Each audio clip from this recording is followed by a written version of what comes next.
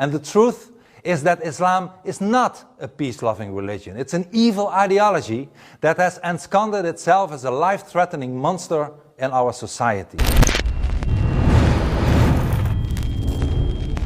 Every day again, we suffer from Islam. Attack after attack. Yesterday, Paris for the umpteenth time. Earlier, Stockholm, Nice, Berlin, Brussels, London, Madrid, New York, Amsterdam. Last summer, sometimes twice a day. Everywhere and over again. Always again, innocent people are being killed. Police officers, priests, pregnant women, people walking with a family in the streets, children, grandmas, fathers and mothers. Everyone is a target. This month I will be under police protection for exactly 12.5 years. Because of my criticism of Islam, I am on the death list of Al-Qaeda and other Islamic terror groups. But today we are all on the Islamic death list. And political leaders and the media are still ignoring the problem. They want the citizens to believe that Islam is a peace-loving religion and that there are only a few Islamic extremists who are ruining everything for everyone. What a lie. What a charade. I tell you, do not let yourselves be fooled anymore. It is time to listen to the truth.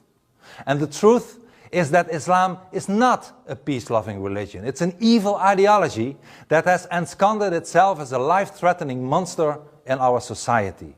An ideology opposed to freedom, which claims that women, Jews, gays, Christians, apostates and non-Muslims are inferior.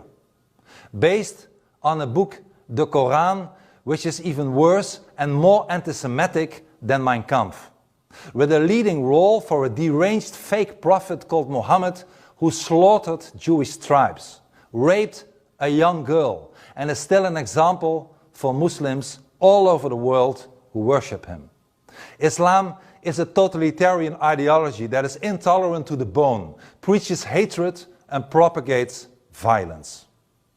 And it is also a lie that only a handful of Muslims find violence acceptable.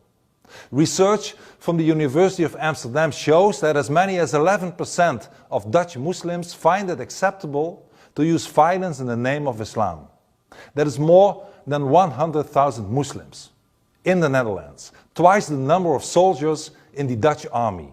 And no less than 2/3 of Muslims in the Netherlands find Islamic rules more important than our secular laws. We witness gays being beaten in the Netherlands with bolt cutters, swimming pools being terrorized by Muslim youth, Dutch women and girls groped, spat upon, assaulted even. Moroccan youth make many streets and neighborhoods in Dutch villages and cities unsafe and are heavily overrepresented in crime statistics. The Netherlands are no longer the Netherlands. We are being colonized. Our population is being replaced by people with norms and values that are not ours, by a culture of hatred and violence. But this is our country, and we have to take it back. The Netherlands must be ours again. Meanwhile, mass immigration goes on, and by the end of this century, the population of Africa will quadruple from 1 to 4 billion. We will be flooded with even more fortune seekers who will often bring their Islam along.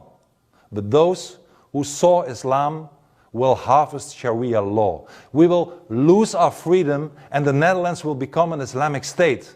And the political elite has first transformed the Netherlands from an independent country into a province of the European Union, and now it has nothing at all to prevent us from becoming a province of Africa at the end of this century. People in the Netherlands, please wake up. People in Europe, wake up.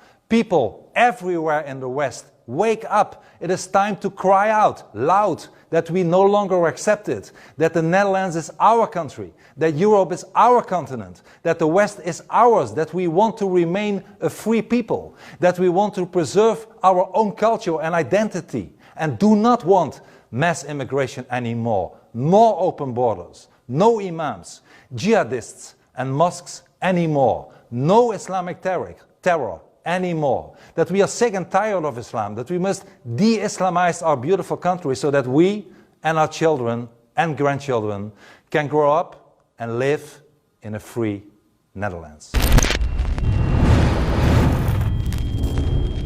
What the aging process is when the cell replicates, we lose a little bit of our telomeres. Telomeres are the little cups on the end of our chromosomes. And when it runs out, you start dying. Secure your DNA force today at InfoWarsLife.com.